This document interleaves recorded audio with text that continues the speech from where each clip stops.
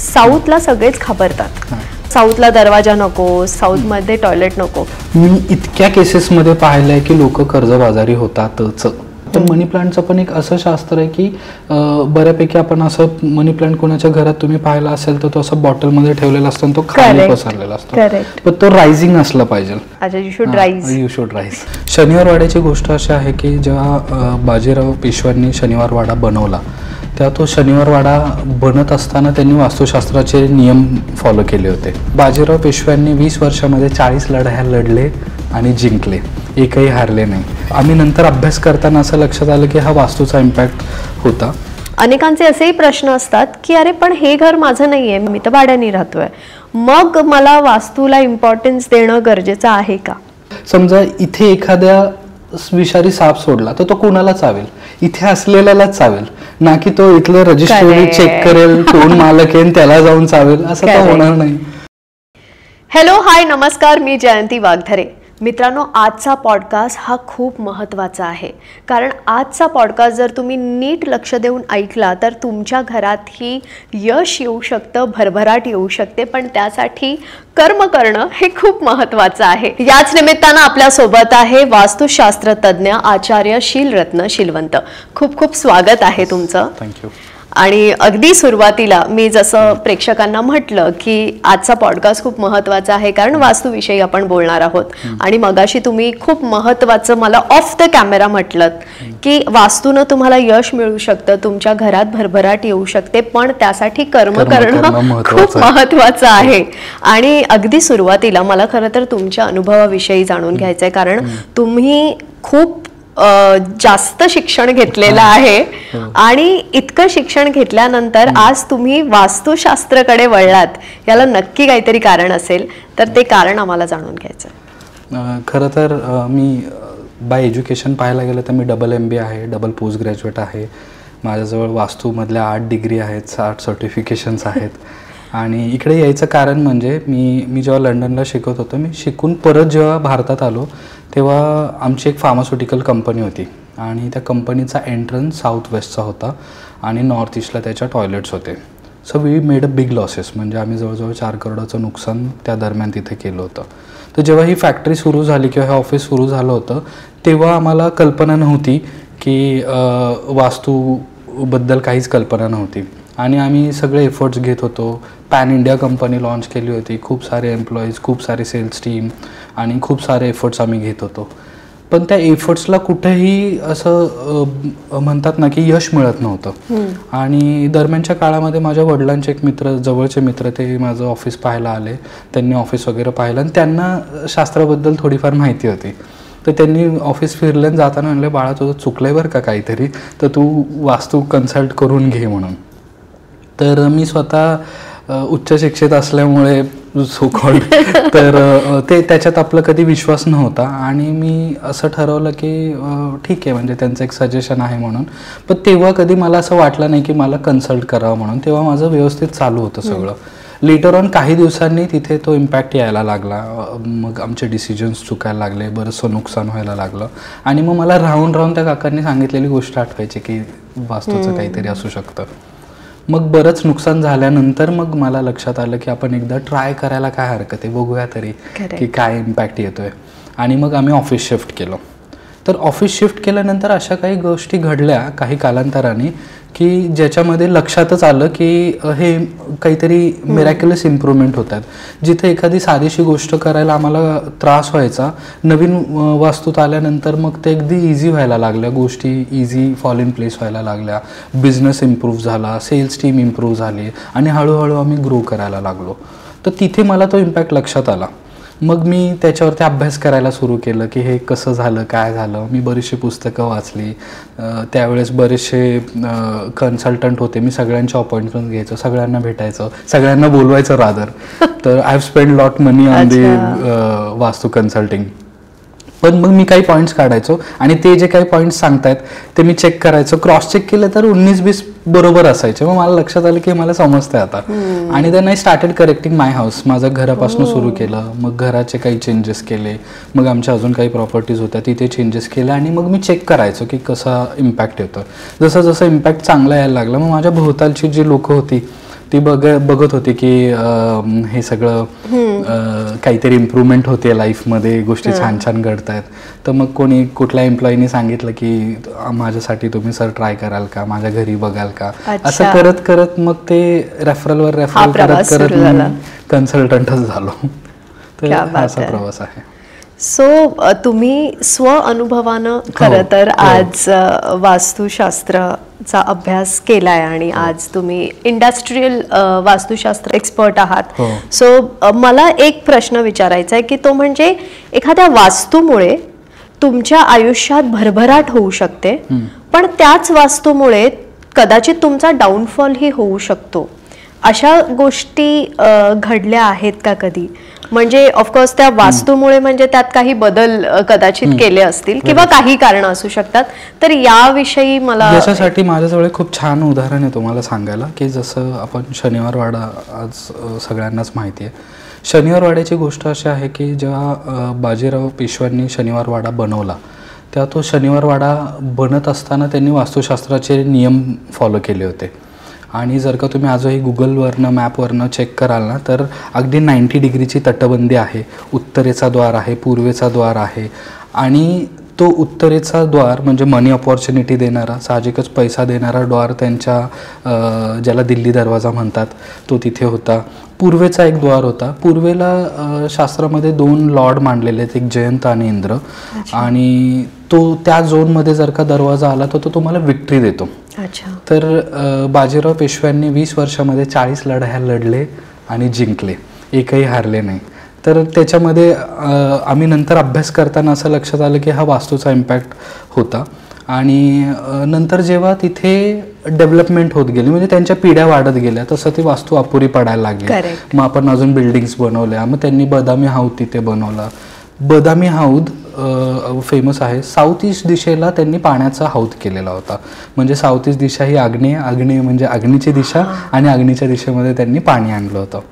तर जेव्हा पण कधी अग्नीमध्ये पाणी येतो तेव्हा आता हल्ली आपण कॅश अँड लिक्विडिटीचे प्रॉब्लेम्स त्याच्यामध्ये पाहतो, पण शास्त्रामध्ये तिथे थोरल्या मुलाला त्रास असं पण दाखवलेलं आहे.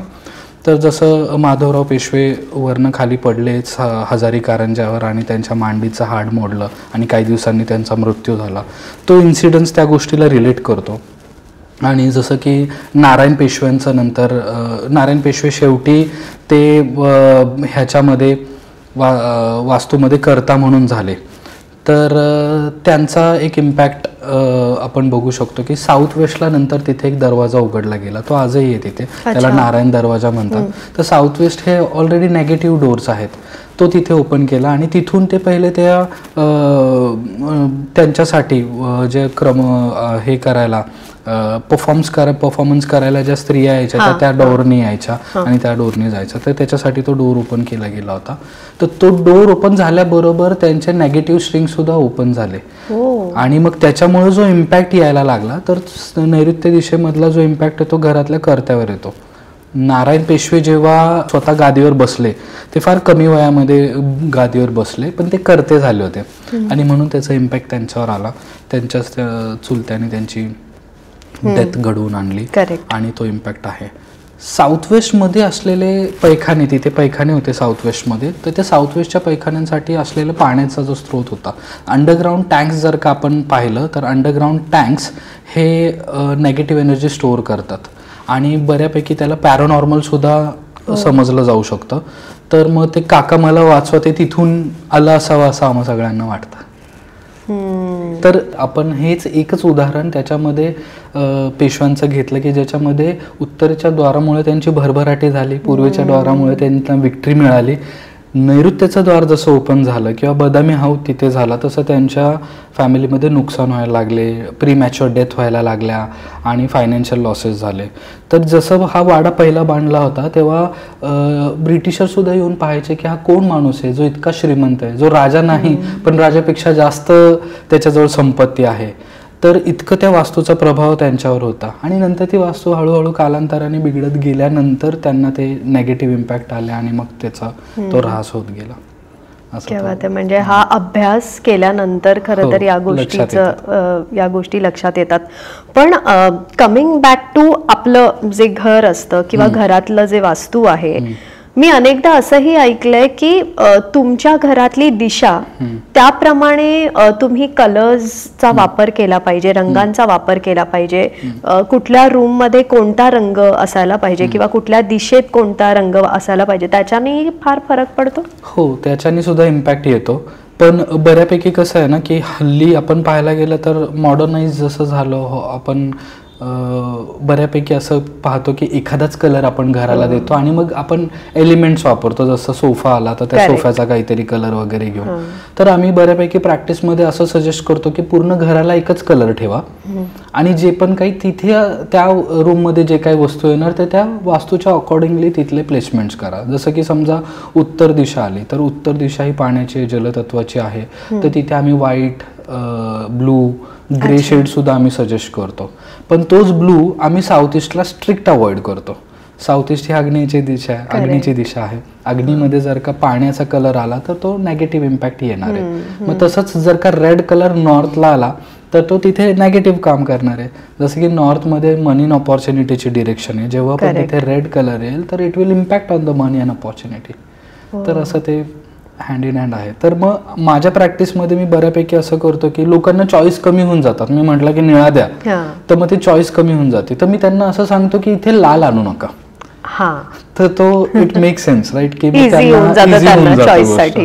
मग बऱ्यापैकी कन्सल्टंटला अवॉइड करायचं कारणच हे की ते ठराविक 3-4 कलर सांगतात आणि मग भडकच नाळ पाहिजे, भडकच पिवळा पाहिजे असं समजा जर का काही असेल तर त्यांची क्रिएटिव्हिटी संपून जाते. की त्यांना घराला घेऊन जे काही त्यांच्या म्हणतात ना इंटिरियर्सला घेऊन त्यांच्या काही इच्छा अपेक्षा असतात ते तिथेच थांबतात. म्हणून मग मी थोडंसं प्रॅक्टिकली वर्कआउट करायचा फार जास्त प्रयत्न करतो. म्हणजे तुमच्या चॉईसेस कन्सिडर करून आणि त्याला वास्तूची जोड देऊन I try to consult. Correct. पण याचबरोबर घरात कोणत्या पद्धतीचे, म्हणजे बऱ्याच लोकांच्या घरात हल्ली वेगवेगळ्या प्रकारची झाडं असतात किंवा जे काही छोटी झाडं ते लावतात, तर कोणत्या प्रकारची अशी झाडं आहेत जी आपण घरात लावल्याने तुम्हाला त्याचा पॉझिटिव्ह इम्पॅक्ट येतो किंवा चांगल्या गोष्टी घडतात, यश येतं, भरभराट येतो. आणि असंही आहे की अशीही काही झाडं आहेत की जी घरात आणल्याने त्याच्याने खूप निगेटिव्ह इम्पॅक्ट पडू शकतो. आता बऱ्यापैकी तसं पाहायला गेलं ना तर हल्लीच्या काळामध्ये स्नेक प्लांट फार जास्त लोक प्रेफर करतात. तर त्याच्या मागे एक सायंटिफिक लॉजिक पण आहे की स्नेक प्लांट जो आहे तो कार्बन डायऑक्साईड घेतो आणि ऑक्सिजन एमिट करतो. आणि जे रबर प्लांट्स आहेत जे दिसायला फॅन्सी असतात, छान असतात, सुंदर असतं, डेकोरेटिव्ह असतं, पण ते आम्ही अवॉइड करायला लावतो कारण ते कार्बन डायऑक्साईड जास्त एमिट करतात आणि ऑक्सिजन कमी देतात. तर मग तसं पाहायला गेलं की समजा क्लोज कस्टर रूम आहे, थोडीशी बंद आहे आणि त्याच्यामध्ये समजा जर का असे प्लांट्स ठेवले गेले तर ऑटोमॅटिकली तुमचं ब्रीदिंग पॅटर्न चेंज होऊन जातो कारण ऑक्सिजन संपतो. ऑक्सिजन संपल्यानंतर ब्लड सर्क्युलेशनला त्रास होणं आणि मग त्याच्याने काही मेडिकल कंडिशन्स होणं असं पाहिलेलं आहे. मग बऱ्यापैकी समजा बंदिस्त रूम असतील तर स्नेक प्लांट हा खूप छान प्लांट आहे की जो तुम्ही इंटरनल वापरू शकता. त्याला फार उन्हाची गरज नाही, पाण्याची गरज नाही, थोडंसं पाणी थोडंसं ऊन त्याला महिने चालवतं. तर आणि माझ्या मते प्रॅक्टिस करताना आम्ही जेव्हा हे प्लांट्स वापरलेले आहेत तर त्याचे फार छान रिझल्ट्स आम्हाला पाहायला आलेले आहेत. मग तसंच एक रेड अँग्लो लिपस्टिक म्हणून त्याचे थोडेसे पानं लाल कलरचे असतात, तसं आम्ही त्याला आग्नेयला सुचवतो लाल कलर असल्यामुळे. उत्तरेमध्ये आम्ही जेड प्लांट एक सजेस्ट करतो, मनी प्लांट सजेस्ट करतो. आता मनी प्लांट फार कॉमन झाला पण मनी प्लांटचं पण एक असं शास्त्र आहे की बऱ्यापैकी आपण असं मनी प्लांट कोणाच्या घरात तुम्ही पाहिला असेल तर तो असं बॉटलमध्ये ठेवलेला असतो आणि तो खाली पसरलेला असतो, पण तो रायझिंग असला पाहिजे. तर काही मनी प्लांट असतात जे वरती चढतात, भिंतीवर चढतात किंवा वेलींवर चढतात, तसे मनी प्लांट लावले पाहिजेत. अच्छा, म्हणजे जे खाली फ्लो होतात तसे नाही, जे वरती चढतात ते ऍक्च्युअली लावले गेले पाहिजेत. अच्छा, यू शुड राईज. बरं, मला पण आता काही पॉडकास्ट करून बऱ्यापैकी वास्तूमधलं कळायला लागलेलं आहे असं वाटतंय. सो आणखी याला जोडून एक प्रश्न होता, म्हणजे तुम्ही जसं म्हटलं की तुम्ही इंडस्ट्रियल वास्तू शास्त्र एक्सपर्ट आहात, तर तुम्हाला असे अनेक एक्सपिरियन्स झाले असतील किंवा अनेक केस स्टडीज तुमच्याकडे असतील ना की XYZ ठिकाणी तुम्ही गेलात वास्तूसाठी ॲज अ कन्सल्टंट आणि त्याच्यानंतर काही चेंजेस केल्याने खूप फरक पडला असेल, असे काही केस स्टडीज तुम्ही शेअर करू शकता का? मी एक केस स्टडी सांगेल. एक कंपनी होती ती म्हणजे त्याची सुरुवात अशी होती की त्यांनी कंपनी चालू केली. ते बॉक्स मॅन्युफॅक्चरिंग होते त्यांचं, आणि त्यांनी छोट्याशा ह्याच्यात सुरू केलं. खूप छान त्यांना यश मिळालं, आणि मग जसं आपल्याला खूप यश मिळाल्यानंतर आपण एक्सपांड करायला जातो, तर तसं ते एक्सपांड करायला गेले. आणि त्यांनी जिथे ते शिफ्ट झाले तिथे त्यांचा जो एंट्रन्स आला, म्हणजे नॉर्थ बंद झालं, वेस्ट बंद झालं, ईस्ट बंद झालं, आणि फक्त साऊथ आणि साऊथ वेस्ट ओपन झालं, आणि एंट्रन्स साऊथ वेस्टमध्ये झाला. तर साऊथ वेस्टमध्ये जेव्हा आपण एंट्रन्स येतो ना, तेव्हा मी इतक्या केसेसमध्ये पाहिलं आहे की लोक कर्जबाजारी होतातच. तर तसं त्यांची ती स्थिती झाली. मग त्यांना तेव्हा इनिशियली त्यांना पहिलं काही जाणवलं नाही. कालांतराने लक्षात आलं की अरे पेमेंट्स लेट होत आहेत, किंवा एम्प्लॉई सिली मिस्टेक्स करत आहेत की जेणेकरून नुकसान होतं आहे, बॅचच्या बॅच खराब होती आहे. आणि मग कंपनीला, म्हणजे आता समजा हे बॉक्स पॅकिंग जर का ते कुठल्या कंपनीला सप्लाय करत असतील तर तिकडनं रिजेक्शन्स येत आहे की नाही तुम्ही हे चुकवलं आहे आणि आम्ही पेमेंट नाही देणार आहे. तर यांची तर लागत झाली आहे, यांचे तर पैसे लागलेले आहेत, पण त्यांनी जर का डायरेक्ट तिकडनं डेबिट केलं की बाबा नाही आता आम्ही पैसे देणार, तर हे नुकसान यांच्यावर पडलं. असं करत करत त्यांच्यावर नुकसान वाढायला लागलं. आणि नंतर कालांतराने त्याला लक्षात आलं की अरे हे काहीतरी, म्हणजे आम्ही एफर्ट्स पण घेतोय, सगळं घडतं आणि हे चुकतंय. तर माझ्या एका क्लायंटकडनं त्यांना माझा रेफरल मिळाला. त्यांनी मला बोलवलं. व्हिजिटला गेल्याच माझ्या लक्षात आलं की काय गोंधळ झालेला आहे. तर मी त्यांना फार काही न सुचवता, म्हणजे रेमेडीज न सुचवता, मी म्हटलं की जितक्या लवकर तुम्ही शिफ्ट करू शकाल तितकं तुमच्यासाठी चांगलं राहील. कारण त्यांची परिस्थिती अशी झाली होती की देणेदारी दारावर उभे राहिले होते की आता पैसे द्यायचे, एम्प्लॉईज रडत आहेत की सॅलरी टाईमवर नाही होते, वेंडर्स लोक दारावर उभे आहेत पेमेंट पाहिजे म्हणून. अशा सगळ्या सिच्युएशन असताना आम्हाला थोडंसं भान ठेवावं लागतं की ऑलरेडी एखादी व्यक्ती खर्चात आहे, डेप्थमध्ये आहे, आणि त्यांना आम्ही अजून काय खर्च करायला लावणार. तर त्यांना मी हा एक सजेशन दिला की तुम्ही इथे काही खर्च न करता आहे अशी तुमची मशिनरी घ्या, आणि जे मी सांगतो त्या डिरेक्शन्सला तुम्ही जाऊन प्लेस करा, त्यांनी तुम्हाला फरक पडेल. आणि फॉर्च्युनेटली त्यांनी ऐकलं. ते म्हटलं की ठीक आहे आता तेवढे तर पैसे आहेत की आपण शिफ्ट करू शकतो. लगेच त्यांनी शिफ्ट केलं. शिफ्ट केल्यानंतर काही महिन्यांच्या कालावधीमध्ये त्यांच्या गोष्टी सुधारायला लागल्या, आणि अजून काही महिने गेल्यानंतर आता ते परत एक्सपांड करतायत. त्यांचा मला फोन आला होता की मला आता वास्तूनुसार एक्सपांड करायचं. तर असे काही एक्सपिरियन्सेस आम्ही पाहिलेत. करेक्ट. बऱ्याचदा असं होतं ना की जेव्हा आपण म्हणजे मलाही काही अनुभव आलेत पॉडकास्ट नंतर की लोकांचे असे कॉमेंट्स येतात की अरे तुम्ही अंधश्रद्धा पसरवताय किंवा काय. तर अशा लोकांना तुमच्याकडून एखादं उत्तर मला अपेक्षित आहे, कारण कुठेतरी वास्तुशास्त्र आहे ते, किंवा आपण न्यूमरोलॉजी म्हणतो, तर हे कुठेतरी एक सायन्स आहे, याचा एक अभ्यास आहे. तर याविषयी तुमचं काय मत आहे?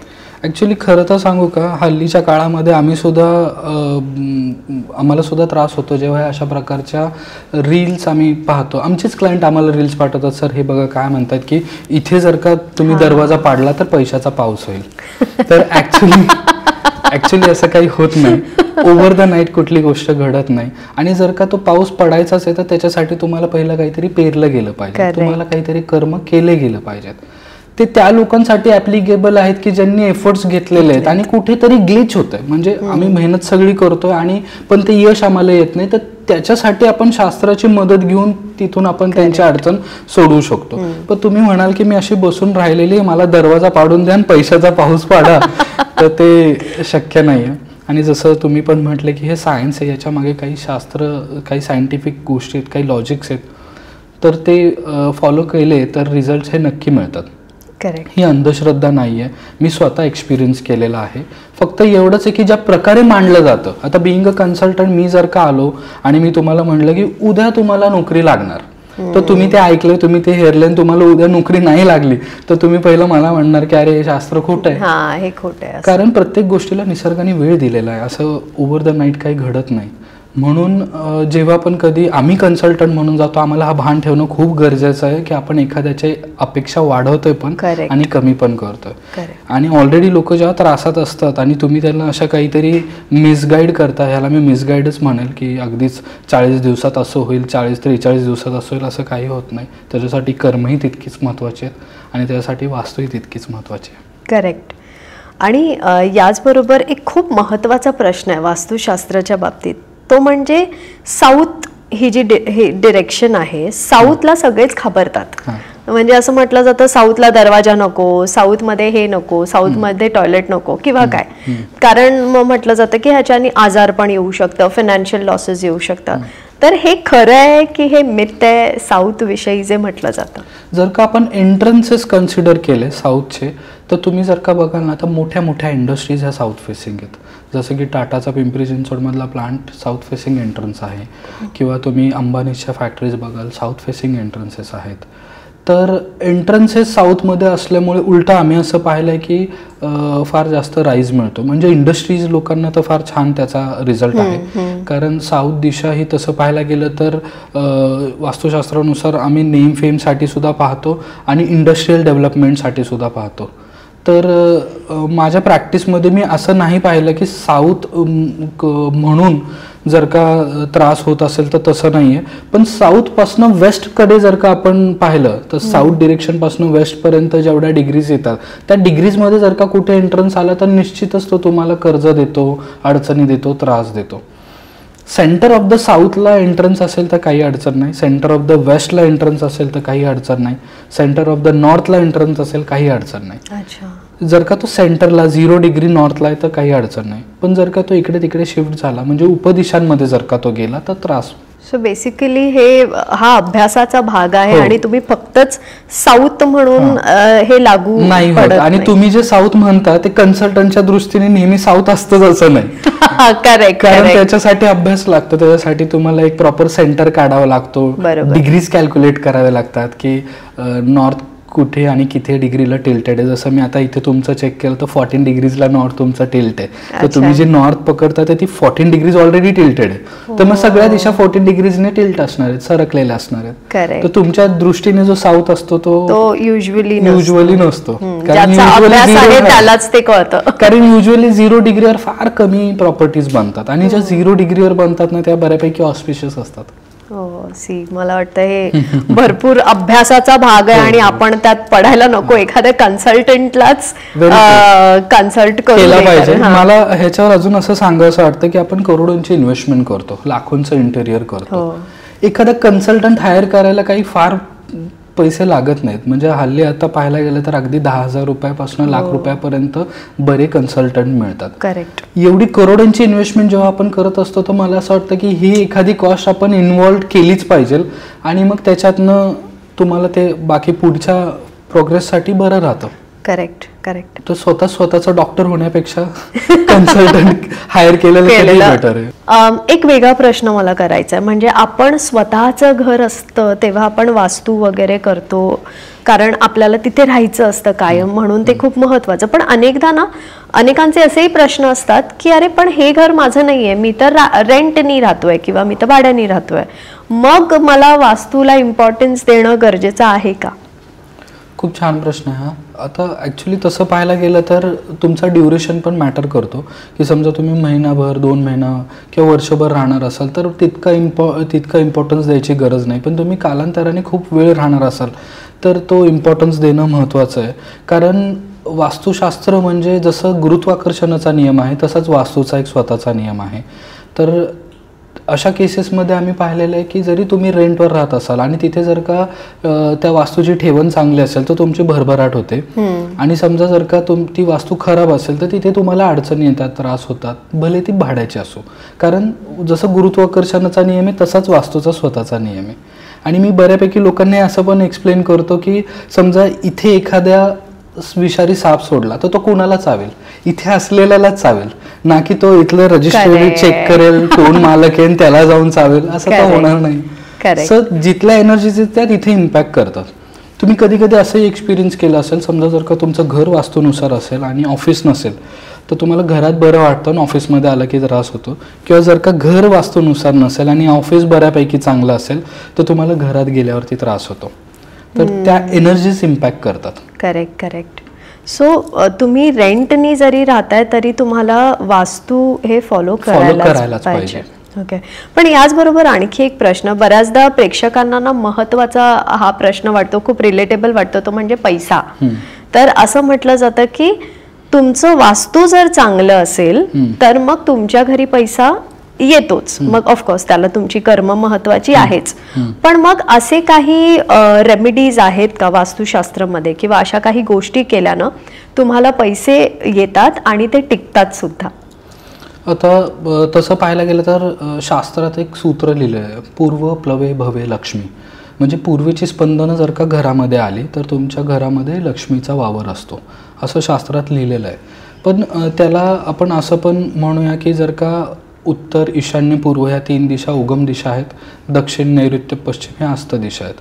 जेव्हा तुमच्या घरामध्ये उगम दिशाची स्पंदनं, आकाश प्रकाश ऊर्जा भवनामध्ये येतो तेव्हा तुम्हाला शुभ घटनांचा अनुभव होतो. आणि दक्षिण, नैऋत्य, पश्चिममधनं जेव्हा तुमच्या घरामध्ये सनलाईट, आकाश प्रकाश ऊर्जा येते तेव्हा तुम्हाला अशुभ घटनांचा अनुभव होतो. तर ॲक्च्युली पैसा हा बाय प्रोडक्ट आहे वास्तूचा. वास्तूचं सगळ्यात पहिलं महत्त्व आहे पीस. की आपण जेवढे सजीव जन्माला आले आणि समजा मुंग्यांनी वारोळ केलं, पक्ष्यांनी घरटं केलं आणि माणसांनी घर बनवलं, तर या सगळ्याच्या मागे वास्तूचा लॉजिक हा पीस आहे.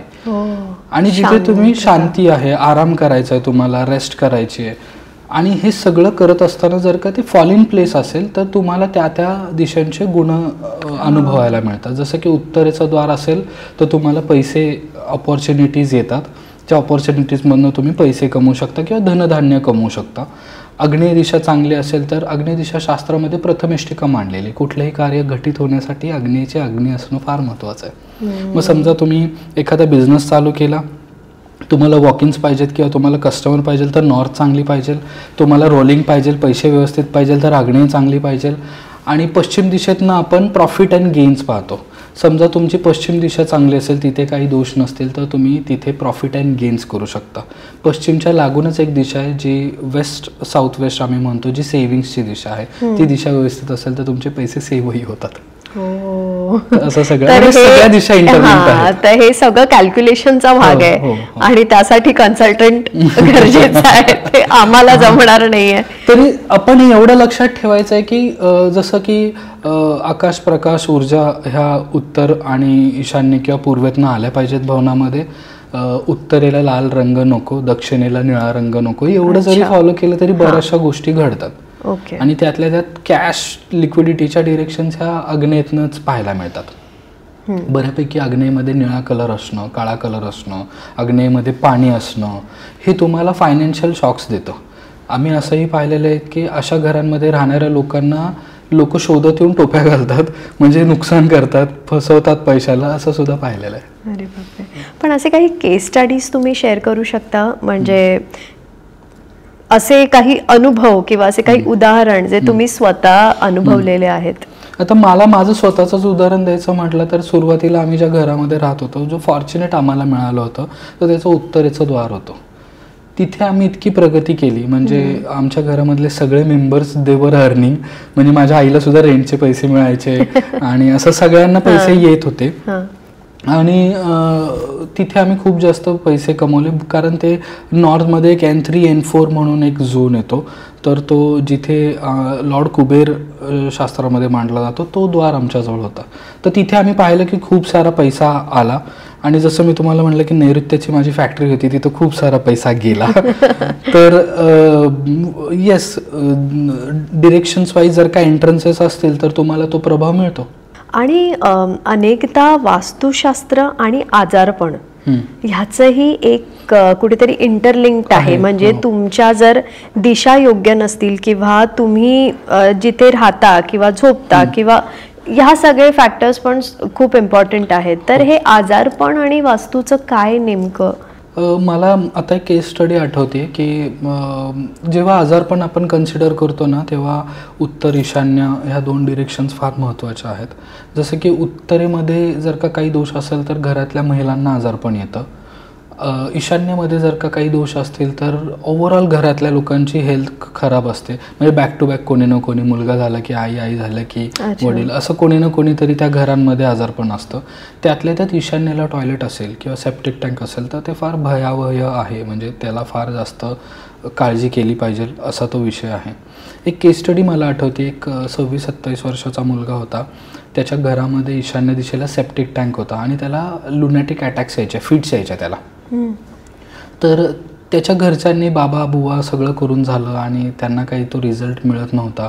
ते डॉक्टर्सकडे जायचे तर डॉक्टर्स त्यांना चेक करायचे आणि रिपोर्ट्समध्ये लिटरली काही येत नव्हतं की त्याला काही झालेलं नाही, अशा प्रकारचे ते रिपोर्ट्स असायचे. त्यांनी भरपूर खर्च केला त्याच्यावरती. अगदी म्हणजे 26-27 वर्षाचा मुलगा, म्हणजे हाताखाली येणारा मुलगा जो फिट्समध्ये, लुनॅटिक अटॅक्समध्ये, त्याला काही सुधारायचं नाही, बोलता यायचं नाही, शांत बसून राहायचं. आणि जेव्हा फिट्स यायच्या तेव्हा तो लिटरली, माझ्याजवळ व्हिडिओ मी दाखवेल तुम्हाला, तो लिटरली असा गोल गोल फिरायचा, भिंतीवर चढायचा प्रयत्न करायचा, झटके द्यायचा जोरजोरात, दात चावायचा जोरजोरात, असं त्याला सगळं व्हायचं. तर माझ्याकडे काम करत असलेल्या एका व्यक्तीचा तो रिलेटिव्ह होता आणि त्यांनी मला म्हटलं की असं असं होतं आहे. तर मला ते केस स्टडीजसाठी फार उत्सुकता असायची आणि मी इमिजिएटली त्यांची वास्तू व्हिजिट केली. व्हिजिट केल्यावरती मला तिथे लक्षात आलं की त्यांचं जे बेसिक लेआउट आहे ना घराचा, तो वास्तुशास्त्रानुसार होता. त्याच्यात काही चुकी नव्हती. आणि मीच नंतर तिथे शॉक झालो की असं कसं, अगदी आग्नेयला किचन आहे, उत्तरेचा द्वार आहे, सगळं व्यवस्थित आहे, याला हा त्रास कसा होतो आहे. तर असं मी बघत मला तिथे तेव्हा माझ्या गुरुजींनी सांगितलेलं एक वाक्य आठवलं की कुठल्याही वास्तू व्हिजिटला गेल्यानंतर तिथे लगेच एक्सायटेड होऊन काही बोलायचं नाही, तुमचे प्रेडिक्शन चुकू शकतात. तर म्हणून मी तिथे लगेच काही बोललो नाही. मी त्यांच्याशी डिस्कस करत जेव्हा मी टेरेसवर गेलो तेव्हा माझं घराच्या ईशान्य दिशेच्या कंपाऊंडमध्ये लक्ष गेलं आणि तिथे मला एक टॉयलेट दिसलं. आणि ते टॉयलेट 1980मध्ये बांधलेलं होतं आणि त्याच्या मागे त्याच्याच खाली 4000 लिटरचा सेप्टिक टँक होता. तर तो दोष म्हणजे ईशान्य दिशा, जर का तुम्ही वास्तुपुरुषाची डायग्राम बघाल तर ईशान्य दिशेला वास्तुपुरुषाचं हेड दाखवलेलं आहे. आणि जेव्हा पण ईशान्य दिशेमध्ये काही दोष येतो तर तुम्हाला पार्किन्सन्स म्हणा, मेमरी लॉस म्हणा, ट्युमर्स, कॅन्सर्स, ब्रेनला घेऊन इश्यूज, ऑटिझम्स, हा सगळा तिथनं पाहायला मिळतो. तर हा फिट्सचा प्रकारसुद्धा हा ब्रेनशी रिलेटेड होता. तर मी पहिला त्या फिट्सच्या ह्याच्यावरती अभ्यास केला की तो आजार काय कसा आहे आणि मग त्याला कुठे डिनोट करायचं. मग ईशान्य दिशा आम्ही ठरवली. मग जेव्हा त्या ईशान्य दिशेमध्ये आम्हाला सापडलं तेव्हा लक्षात आलं की हा इम्पॅक्ट त्याला येऊ शकत असेल. म्हणजे तेव्हा मी तितकं कन्फर्म नव्हतं, पण मी त्याच्या वडिलांना भेटलो आणि सांगितलं की मला असं वाटतं की हे टॉयलेट आपण काढावं. तर ते म्हणले ते आम्ही नाही वापरत, ते भाडेकरू वापरतात. म्हटलं तरी ते तुमच्या प्रिमायसेसमध्ये आहे, तुमच्या ईशान्येमध्ये आहे, तर त्याचा इम्पॅक्ट तुम्हाला येत असेल. आणि ते म्हटलं की त्याच्याच खाली सेप्टिक टँक पण आहे. म्हटलं कितीचा आहे? 4000 लिटरचा आहे. तर मी शॉक झालो. म्हटलं ईशान्य दिशेला 4000 लिटरचं सेप्टिक टँक म्हणजे फार त्रासदायक असणार आहे. तर मी त्यांना तो विधिपूर्वक काढायला सांगितला आणि त्यांनी सगळेच प्रयत्न केले होते म्हणून ते म्हणले हे पण करून बघूया. त्यांना ॲक्च्युली काही लिंक लागत नव्हती की मी हे का काढायला सांगतोय किंवा काय. त्यांना मी दुसरी जागा दिली कुठे त्यांना बांधायचं आहे आणि तो काढायला आला. तर हा माझा स्वतःचा एक्सपिरियन्स आहे की ज्या दिवशी तो काढला जात होता त्या दिवशी त्या मुलाला जवळजवळ 5 ते 6 अटॅक्स बॅक टू बॅक आले, ज्या दिवशी ते काढत होते त्या दिवशी. आणि तो काढल्यानंतर काही कालानंतर तो शांत झाला, थंड झाला. आणि त्याच्यानंतर आम्ही म्हटलं की त्याला बरोबर आहे ना, पौर्णिमे अमावस्येच्या वेळेस आहे ना, म्हणजे 2 दिवस आधी किंवा 2 दिवस नंतर जास्त व्हायचं आणि अदरवाईज त्याला तो नॉर्मल असायचा. तर आम्ही तो काढल्यानंतर त्याच दरम्यान सर्व पित्री अमावस्या वगैरे होती. तर आम्ही म्हटलं की विल वेट अँड वॉच की काय होतंय त्याच्याबरोबर. तर टचवूड त्याला एकही झटका आला नाही, त्याला एकही त्रास झाला नाही. आणि तो इतका म्हणजे त्या दरम्यान तो हळूहळू इम्प्रूव्ह पण करत होता. म्हणजे तो कधी एक शब्द न बोलणारा तो हळूहळू बोलायला लागला होता, वाचायला लागला होता गोष्टी. आणि हे सगळं करत असताना म्हणजे आम्हाला तर ते, मला स्वतःला ते आश्चर्यकारकच होतं की म्हणजे इतका इम्पॅक्ट येऊ शकतो, पडू शकतो. करेक्ट. आणि याच्यावरती मी डिटेल एक पॉडकास्ट पण स्पॉटिफायवर माझा स्वतःच्या आवाजात केलेला आहे की मी पूर्ण माहिती दिलेली आहे कसं काय झालेलं आहे. कारण मला ती केस स्टडी जिवंत ठेवायची होती. कारण बरेचसे लोक असं म्हणतात की असं कुठे असतं वगैरे, तर त्याचा मी व्हिडिओ बनवला आहे आणि त्या सगळ्या गोष्टी मी डॉक्युमेंटेड ठेवलेल्या आहेत की तो इम्पॅक्ट. आता त्याला एकही फिट येत नाही, तो व्यवस्थित आहे आणि तो आता राहिलेलं शिक्षण सुद्धा पूर्ण करतोय. आणि त्याचबरोबर त्यांच्या घरात बरेचसे प्रॉब्लेम होते, जमिनीचे लिटिगेशन्स होते ते सॉर्ट झाले, काही फायनान्शियल क्रायसिस होते ते सॉर्ट झाले. म्हणजे खूप छान छान गोष्टी त्यांच्याबरोबर घडल्या. मग तुम्हाला त्यांनी 10 पट फीस द्यायला पाहिजे होती. नाही, मी ते उलट फ्री केलं होतं कारण मला ते कन्सल्टिंग इम्पॉर्टंट नव्हती, मला ती केस स्टडी इम्पॉर्टंट होती आणि मला असं वाटतं की मी जिंकलोय तिथे. क्या बात आहे, व्हेरी नाईस. आणि दरवेळेस पैसाच इम्पॉर्टंट नाहीये, पण जेव्हा ह्या ब्लेसिंग्स मिळतात ना, ह्या खूप छान आहेत. म्हणजे रोज उठून काहीतरी छान मेसेज असतो, सर आज हे असं घडलं, आज तुमच्यामुळे असं घडलं. अर्थात त्याचं क्रेडिट मी स्वतः नाही घेत, ते शास्त्र आहे, मला समजलं आणि मी तुम्हाला सांगतोय, एवढंच माझं काम आहे. पण कुठे ना कुठे त्याचा एक आनंद वेगळा आहे. Correct correct. पण जसं तुम्ही इंडस्ट्रियल वास्तुशास्त्रचा अभ्यास केलेला आहे आणि ॲज अ कन्सल्टंट तुम्ही करता, बिझनेस ग्रोथसाठी किंवा बिझनेसमध्ये यश मिळावं यासाठी काही रेमेडीज किंवा यासाठी काही असे उपाय करता येतात ना. हल्लीच आम्ही एक वर्कशॉप आम्ही असं डेव्हलप केलं होतं. म्हणजे त्यांना साधारणतः काही ना काहीतरी नुकसानी येत राहायचं, तर त्यांची एक पर्टिक्युलर मशीन होती जी वेस्ट नॉर्थ वेस्ट डिरेक्शन एक वास्तूमध्ये आहे, त्याच्यामध्ये होती. ती सारखी मशीन बंद पडायची, खराब व्हायची. तर तिला काही म्हणजे त्याला ट्रीट करत गेले तरी सुद्धा तिला काही ना काहीतरी नेक्स्ट डे काहीतरी असायचंच. तर मी त्या झोनमधनं शिफ्ट केली आणि माझ्या लक्षात आलं की तिचं मेंटेनन्स कमी झालेलं आहे. सायमल्टेनियसली आम्ही काय केलं, त्यांच्याकडे प्लॉट असल्यामुळे, आता फॅक्टरीमध्ये जागा असल्यामुळे काहीही पॉसिबल होतं. तर आम्ही उत्तरेमध्ये त्यांच्याकडे बोर मारून घेतल्या. 3 बोर आम्ही उत्तरेमध्ये मारल्या. कारण उत्तरेला जसं आपण म्हटलं की जलतत्व आहे आणि जरी बोर मारला तरी ती एक पोकळी निर्माण होते. शास्त्रामध्ये उत्तर हलकी, प्रवाही आणि उजेड असला पाहिजे, दक्षिण बंद, जड आणि हेवी असली, म्हणजे बंद असली पाहिजे असं सांगितलेलं आहे. तर आम्ही काय करतो, बऱ्यापैकी दक्षिण क्लोज करायला प्रयत्न करतो, हेवी करायचा प्रयत्न करतो आणि उत्तरेमध्ये ओपन करायचा किंवा तिथे जलतत्व आणायचा प्रयत्न करतो. पण जलतत्व हे underground water, it is not like की पाण्याची टाकी वरती आणून बसवली तर ते जडत्व झालं. करेक्ट. तर मग अंडरग्राउंड टँक्स आम्ही तिथे बनवतो आणि मग दक्षिण नैऋत्य, मग त्यांच्याच समजा काही मशिनरी आहेत तर आम्हाला फार मशिनरींचा पण बारीक अभ्यास करावा लागतो की ती काय काम करते, ती कटिंग करते, मोल्डिंग करते, फॉर्जिंग करते, तिचं वजन किती, ती किती एनर्जी कन्झ्युम करते, त्याच्या अकॉर्डिंगली त्याची प्लेसमेंट्स होते. मग त्यांच्याच ह्याच्यातली सगळ्यात हेवी मशीन आम्ही साऊथ वेस्टला ठेवून देतो आणि त्याच्यातली समजा अग्नी प्रोड्यूस करणारी, हीट प्रोड्यूस करणारी, फायर प्रोड्यूस करणारी काय असेल तर ती अग्नीला ठेवून देतो. असं आम्ही ती त्यांच्याच मशिनरी वापरून त्यांना अलाइनमेंट्स करून देतो. Correct correct. आणि मग बऱ्यापैकी त्या गोष्टी घडतात. तरी मला माझ्या प्रॅक्टिसमध्ये मला असं वाटतं की उत्तरेची काही स्पंदनं आली ना की तुम्हाला ऑटोमॅटिक काम चालून येतं. मग पैसे बनवणं तुमच्या हातात आहे की तुम्हाला ते स्किल्स पाहिजे. पण अपॉर्च्युनिटीज ह्या भयंकर येतात. म्हणजे इतकी कामं येतात की त्यांना चूज करावं लागतं की हे करायचं, हे नाही करायचं, ह्याच्यात पैसे आहेत, ह्याच्यात पैसे नाहीत, असं. सो अपॉर्च्युनिटीज तुमच्यासाठी ओपन होतात. आणि शेवटी कसं आहे ना की जसं मी म्हटलं की तुमच्या कर्माचा पण भाग आहे.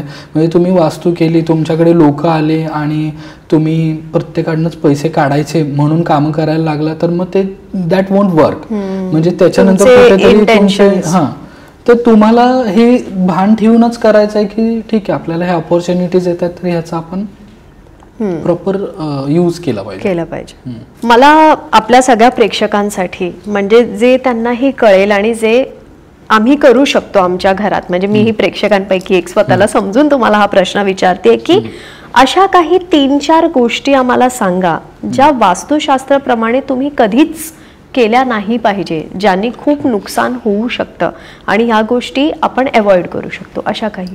ओके. तर सगळ्यात पहिलं तर आपण कुठलंही घर चूज करत असताना किंवा एक्झिस्टिंग घरात राहत असताना ना त्याचं सेंटर काढणं फार महत्त्वाचं आहे, ज्याला आपण ब्रह्मस्थान म्हणतो. तो सेंटर कसा काढला जातो की तुमची ज्या पण काही शेवटच्या वॉल आहेत, नॉर्थ साऊथच्या शेवट वॉलच्या समजा 40 फीटचे तर 20 फीटला सेंटर येईल, असं समजा 30 फीट आहे तर 15ला सेंटर येईल. तो सेंटर काढायचा, त्या सेंटरवर उभं राहून कंपास काढायचा आणि मग तिथनं तुमच्या डिरेक्शन्स फायनल होतात. मी बऱ्यापैकी लोक चुकताना अशी पाहिलेली की प्रत्येक रूमचं सेंटर काढतात, प्रत्येक रूमचं ईशान्य काढतात. तसं नाही करायचंय. तर सेंटर काढल्यानंतर तुम्हाला लक्षात घ्यायचं आहे की ईशान्य दिशेला तुमच्या किचन नको, टॉयलेट नको, लाल कलर नको. ह्या 3 गोष्टी मस्ट नो आहे. आणि तसंच साऊथ वेस्ट डिरेक्शनला किंवा वेस्ट आणि साऊथ वेस्टच्या डिरेक्शनच्या मध्ये कुठंही एंट्रन्सेस नको. बरं, जर का तो एंट्रन्स आलाही, समजा तुम्ही एखाद्या बिल्डिंगमध्ये आहात आणि तो एंट्रन्स जर का येतोय तर त्याच्यावरती डायरेक्ट सनलाईटचा हिट नको. अच्छा. जर का तसं असेल तर तुम्ही त्या वास्तू घेऊ शकता किंवा त्याच्यात राहू शकता.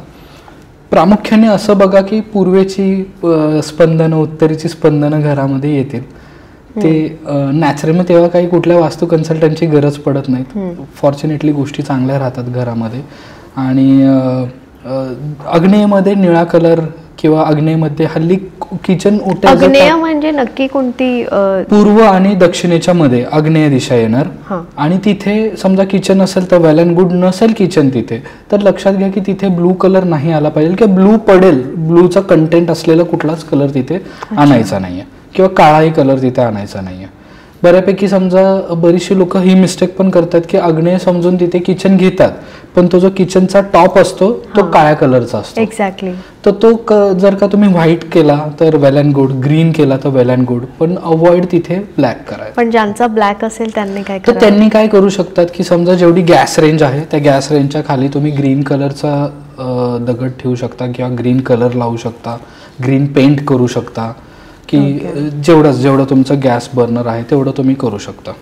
आणि तसंच समजा जर का उत्तरेत तुमचं किचन येत असेल तर उत्तरेपासून दक्षिणेपर्यंत तुम्ही ग्रीन कलर लावू शकता गॅस रेंजच्या खाली. किंवा पलीकडे येत असेल म्हणजे उत्तरेपासून पश्चिम दक्षिण अशा दिशेमध्ये येत असेल तर येलो कलरचा तुम्ही यूज त्याच्या खाली करू शकता.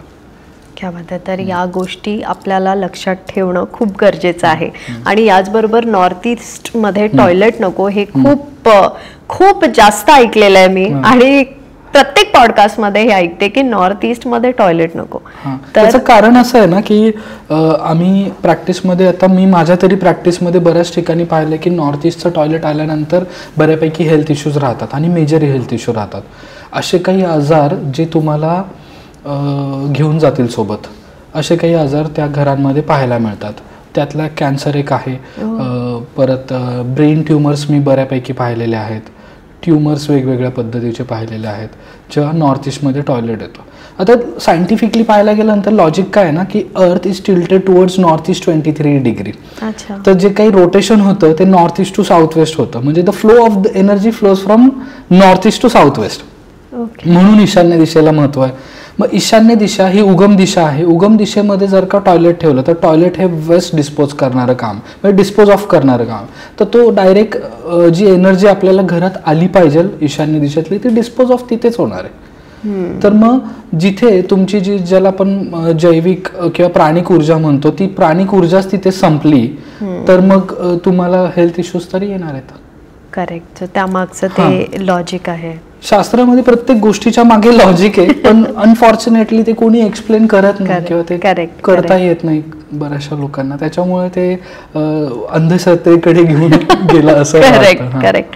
आणि एक खूप महत्वाची बाजू आहे किंवा एक महत्वाचा मुद्दा आहे की जे म्हटलं जातं की कर्माला नशिबाची साथ हवी. तर ही जर आपल्याला मिळाली तर आपण नक्कीच यशस्वी होऊ शकतो. आणि यात वास्तुशास्त्राचं खूप महत्वाचा हात आहे. आम्ही असं म्हणतो की कर्माला नशिबाची साथ हवी. तर ते नशीब म्हणजे काय, तुमचं वास्तुनुसार असलेलं घर आणि वास्तुनुसार असलेले तुमचे ऑफिसेस. करेक्ट. या दोन्ही गोष्टी वास्तुनुसार असेल तर तुम्हाला ग्रो व्हायला मदत मिळते. करेक्ट. सो कर्म करणं हे खूप महत्वाचं आहे, हे मात्र लक्षात ठेवा. कारण मी वास्तूप्रमाणे सगळं छान छान करीन पण मी कर्मच केले नाही तर मला यश मिळणारच नाही.